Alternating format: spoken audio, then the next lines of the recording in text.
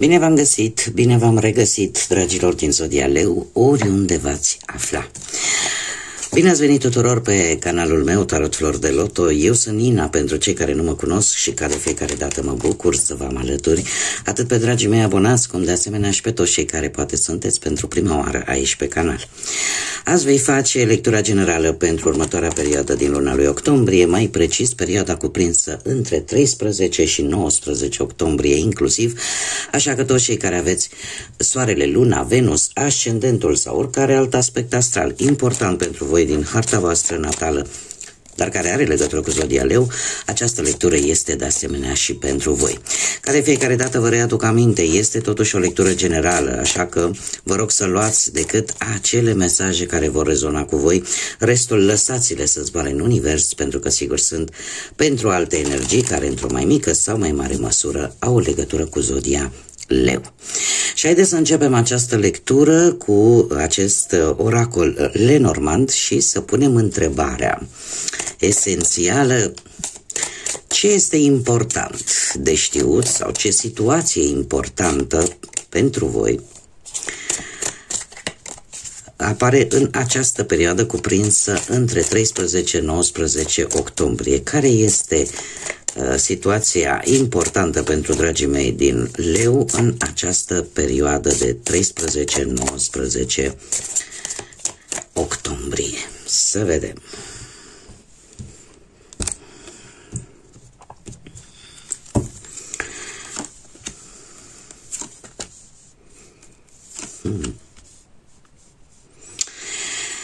Dragilor dragi, probabil că ce este important pentru voi sunt niște drumuri făcute pe la instituții ale statului sau, în general, la niște locuri în care, cum să zic eu, pot fi, de exemplu, primării, pot fi notariate, în general clădiri foarte înalte sau clădiri destul de mari, unde voi vreți să schimbați ceva, unde voi vreți să faceți o mișcare importantă.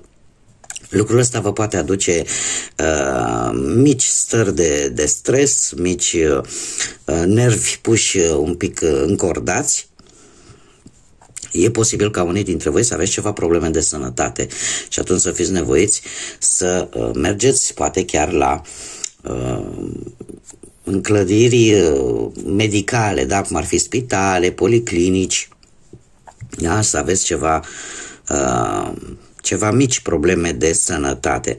Cum de asemenea pentru alții ar putea simboliza și mai ales pentru doamne, spune, tot așa, niște examene în vederea poate conceperii unui copil, de ce nu, sau poate chiar să fie nevoie să ajungeți chiar și la, pentru un mic disconfort pentru doamnele care sunt deja însărcinate, da, să fie nevoie să mergeți un pic la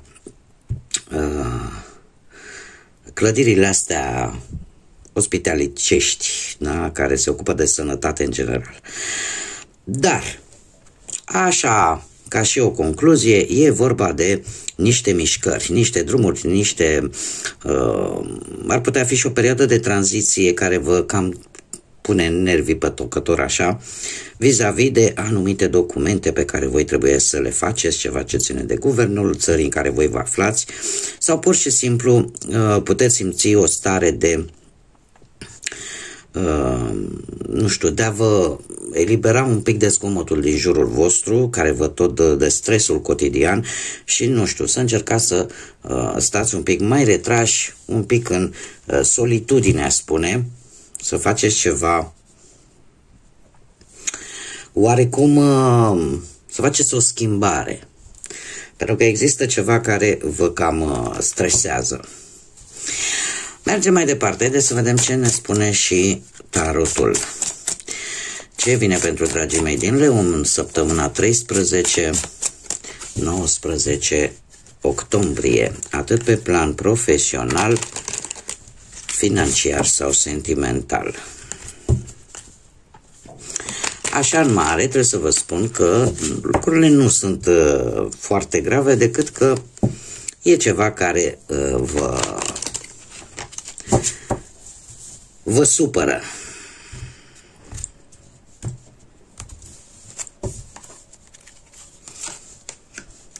Și să vedem pe plan profesional. Pe plan profesional încă sunteți plini de responsabilități, încă duceți greu, ca să zic așa, poate cu un șef care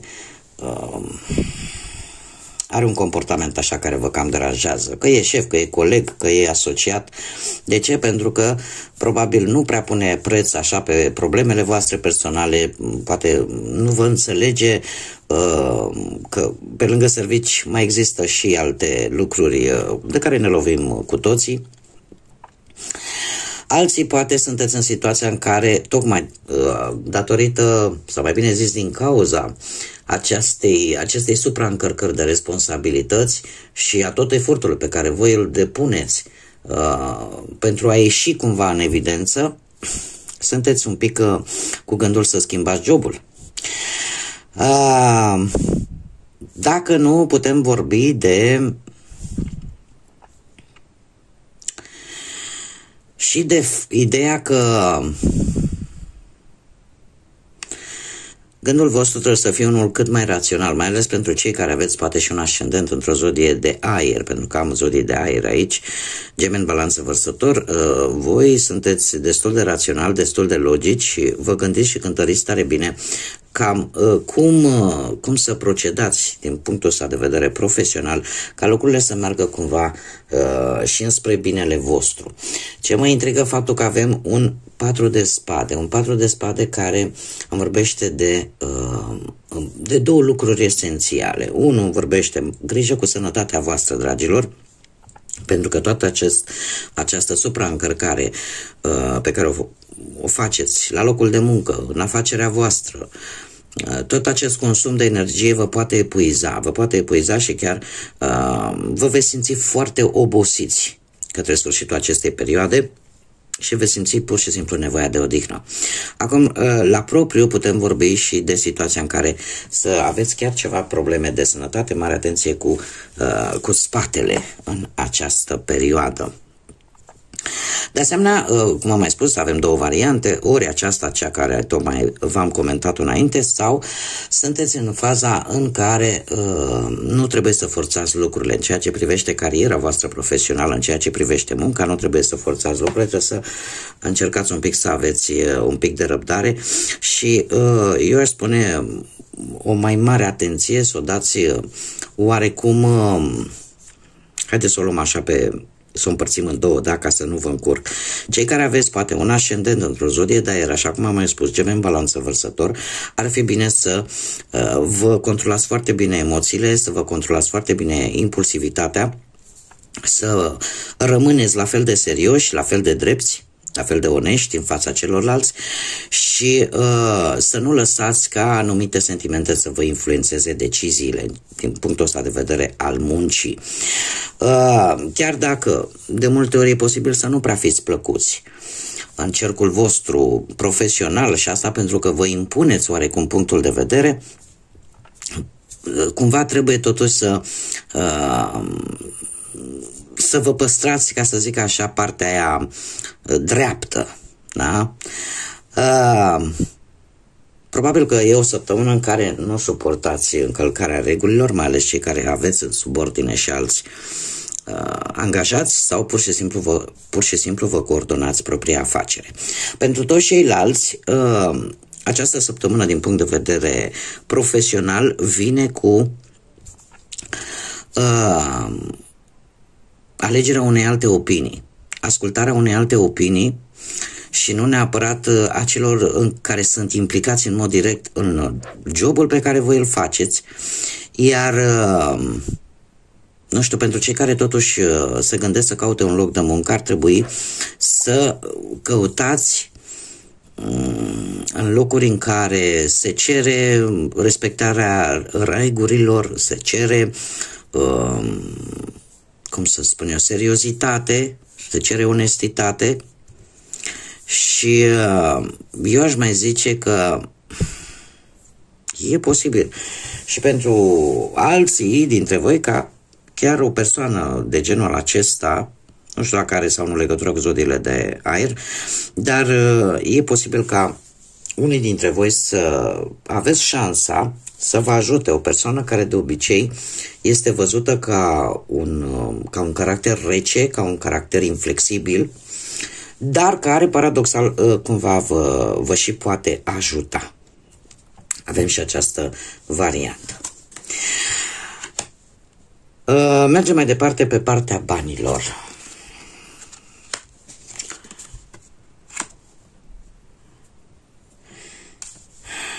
Să vedem. Pe partea bănuților. Pe partea bănuților avem zodia Pești, zodia Rac și Voi. Avem 3 arcane majore și trebuie să vă spun că lucruri importante vor avea loc din punctul ăsta de vedere financiar. Pe la începutul săptămânii, voi sunteți într-o perioadă în care parcă nu reușiți să vedeți o ieșire dintr-o anumită situație financiară, poate. Cumva v-ați dat seama că lucrurile, viitorul este destul de incert, destul de nesigur și atunci cum lucrurile nu se pot vedea foarte clar, apare această nesiguranță, apare această stare cumva care intuiești că trebuie să fii foarte precaută în ceea ce privește banii. Totuși avem carul care ne vorbește de recuperare. Ori recuperări de vechi datorii, ori că primești niște bani din exterior, ori că ai parte de un câștig total neașteptat. Cumva e o situație care vine în urma unei vești total neașteptate și destul de rapide și care eu aș spune că în urma acestei vești ori va trebui să înveți ceva, ori pur și simplu vei căpăta poate o anumită îmbunătățire, o anumită reușită pe partea asta financiară și asta trebuie să vă spun că va fi pe o lungă perioadă de timp. Din punctul ăsta de vedere al banilor, e posibil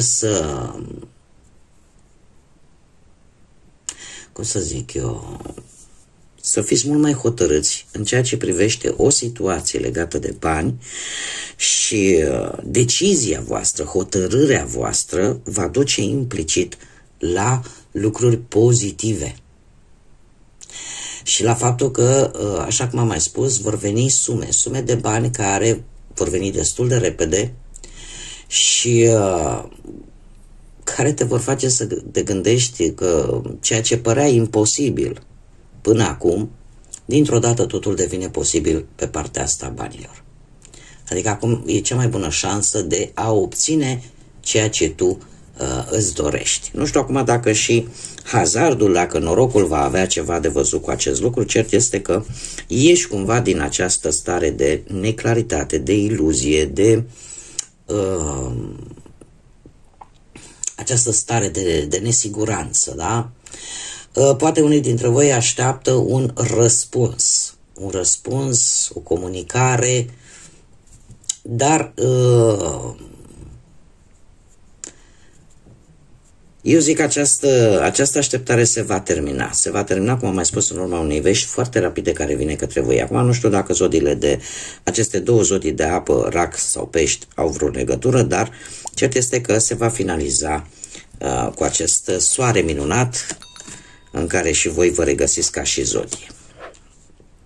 Mergem mai departe. Haideți să vedem pe partea sentimentală, prima dată pentru cei care sunteți într-o pereche. Dragilor, începutul de săptămână este unul în care eu aș zice că sunteți așa, între ciocan și nicovală, da? Există într-adevăr un echilibru în perechea voastră, există anumite probleme interne, dar pe care, într-un fel sau altul, vei reuși să le rezolvi. Nu știu dacă pe voi vă frământă ceva în interiorul vostru din punctul ăsta de vedere al vieții sentimentale și vă dați seama că responsabilitatea ține foarte mult de voi.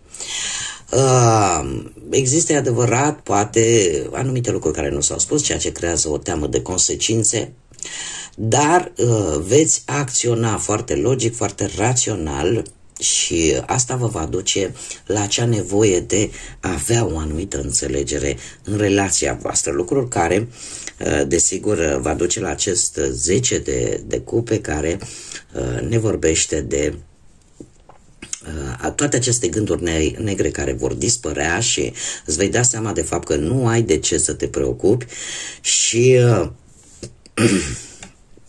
această regină de cupe, încă o dată zodiile de apă apar aici, Rac, Pești, de data asta și Scorpion, poate să fie, care ne vorbește despre o relație calmă, o relație cu emoții foarte solide, foarte profunde și, cum am mai spus, chiar dacă există anumite frământări la începutul perioadei, ele se pot rezolva, mai ales dacă există și un pic de intuiție, da, să faceți lucrurile sau să spuneți acele cuvinte, ceea ce pe voi vă frământă în interiorul vostru la momentul potrivit și în locul potrivit. Adică lucrurile într-un fel sau altul se vor rezolva dacă ele există. Într-adevăr, vedem foarte bine aici că sunteți oarecum, eu aș zice, pentru voi, mai ales pentru luna asta, octombrie, în ceea ce privește relațiile sentimentale, există o anumită teamă de anumite situații care s-au petrecut în relația voastră și pe care le-ați tot ignorat, îmi cer scuze. Le-ați tot ignorat, le-ați tot amânat și nu le-ați discutat. Da? Atunci când există aceste subiecte tabu care nu se discută, apar într-adevăr și apare această nesiguranță, această teamă de ce ar putea urma, da, de consecințe. Dar se pare că veți face față cu brio, se vor discuta poate aceste lucruri. Cert este că cu această regină de cupe se vor rezolva indiferent de ce probleme vă confruntați în relația voastră.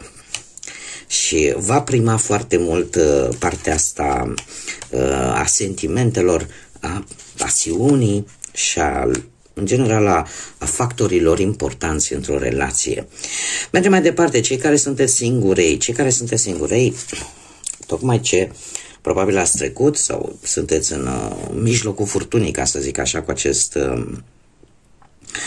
acest turn aici, ceva s-a întâmplat în viața voastră care v-a cam dat lumea peste cap. O situație care a venit total neprevăzut, nu știu dacă erați angrenați poate într-o viitoare relație stabilă, dar ceva s-a întâmplat aici. Ceva s-a întâmplat care a schimbat lucrurile la 180 de grade și cu acești 7 de cupe și avem și zodia Taur aici, acești 7 de cupe mie îmi spune că probabil nu ați făcut cea mai bună alegere.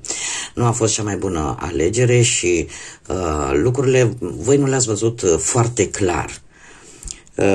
Dar există și o urmare a acestui turn, da? Acestei situații care a apărut așa pe nepusă masă și, cum am spus, va cam da lumea peste cap. A venit cu o lecție importantă, a venit cu o lecție și anume aceea în care voi oarecum veți vedea cu mai multă claritate de fapt ce vă doriți cu adevărat de la o relație.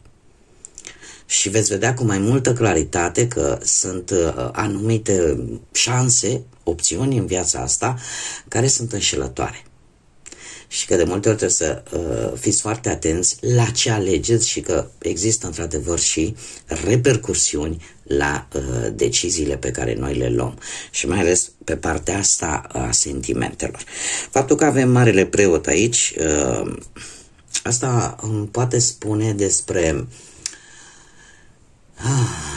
despre ideea de a face în viitor conexiunile tale sentimentale să fie mai mult bazate pe principii tradiționale sau poate să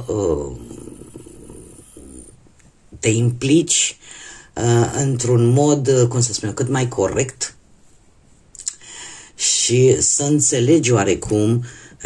cam care sunt prioritățile tale din punctul ăsta de vedere sentimental. Cumva să revii la origini. E posibil să ai și pe cineva, un bun sfătuitor, o bună sfătuitoare pe lângă voi, o persoană în care voi aveți încredere și care, într-un fel sau altul, încearcă să vă îndrume. Ama că poate să fie chiar un preot la propriu sau poate să fie cineva din cercul vostru intim cu care voi să vă mai sfătuiți din când în când și, într-un fel sau altul, să înțelegeți de fapt că ceea ce s-a întâmplat, tot acest eveniment atât de tumultos, toată această furtună care a venit în viața voastră nu a venit decât să vă arate că nu exista o bază solidă în respectiva, poate, relație. Haideți să vedem și ce mesaj important am pentru voi din partea fazelor lunare. Un mesaj, te rog, pentru dragii mei din Leu în perioada 13-19 octombrie. Să vedem. Și ne spune așa, că se apropie sfârșitul unui ciclu care se apropie sau se apropie sfârșitul unui ciclu, unei etape din viața voastră. Avem o lună plină în Capricorn, dragilor. Asta ce îmi spune că la propriu îmi spune că se apropie o etapă în care totul se va schimba, în care ceva se va încheia, ceva a ajuns la sfârșitul său firesc, natural poate, iar asta e ca un cer scuze.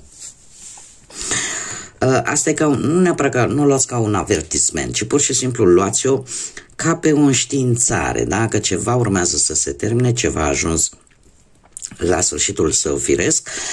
Faptul că avem și o lună plină în Capricorn, asta îmi spune că voi trebuie să fiți destul de prevăzători, să nu vă pierdeți seriozitatea, să încercați să vă mențineți o energie cât mai stabilă și să nu renunțați. Să nu renunțați pentru că zodia Capricorn este renumită pentru situațiile în care știe că calea ușoară nu e pentru el și că atunci când vrea să obțină ceva cu adevărat trebuie să depună un efort foarte mare, așa și voi probabil că va trebui să fiți pregătiți.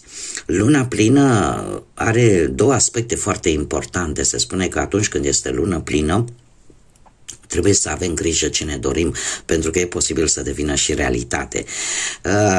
La voi se pare că eu m-aș risca să fac o previziune și să vă spun că următoarea lună plină va avea acest efect în care o etapă din viața voastră, indiferent pe ce aspect al vieții vorbim, se apropie de sfârșit. Așa că mare grijă ce vă doriți în lunile pline, pentru că energia puternică a lunii pline poate lucra în ambele sensuri, atât pe parte pozitivă cât și pe parte negativă. Eu vă îndemn să vă doriți lucruri pozitive, să nu vă gândiți la nimic negativ și să lăsați, indiferent cine v-ar fi supărat, să lăsați ca universul, karma, divinitatea să se ocupe de acest lucru. Nu vă încărcați voi cu energie negativă când puteți să emanați în univers energie pozitivă. Da? În felul ăsta karma își va face treaba. Da? În funcție de ce emanăm, ce energie emanăm, la un moment dat acele energii se vor întoarce la noi. Dacă emanăm energie negativă, știm bine ce se întâmplă, iar dacă emanăm energie pozitivă, aceasta se va întoarce la noi înzecit. Bun, dragilor, cam atâta am avut pentru voi astăzi. Eu vă mulțumesc pentru prezență, mulțumesc, desigur, sunteți minunați, sunteți number one, toți. Mă mai uit că e obiectul muncii mele aici și mă uit pe date și voi, într-adevăr, sunteți zodia care mă urmărește cel mai mult, iar eu apreciez tare mult acest lucru și vă mulțumesc din suflet tuturor, atât prin intermediul like-urilor, comentariilor frumoase, distribuirilor, faptului că vă abonați, sunt criterii importante pentru orice creator de conținut, așa că eu vă mulțumesc din inimă și din suflet tuturor. În ceea ce privește această săptămână, eu vă doresc să aveți o săptămână, în primul și în primul rând, cât mai liniștită și cât mai înțeleaptă. Este nevoie un pic și de răbdare. Eu sunt sigură că dacă vă străduiți un pic, puteți avea și răbdarea necesară să traversați această săptămână cu bine. Până data viitoare, când ne vom reîntâlni la o nouă lectură, eu vă doresc tot binele din lume, să aveți parte de multă energie pozitivă, de multă lumină în suflete și în gânduri și, desigur, să fiți iubiți, dragilor.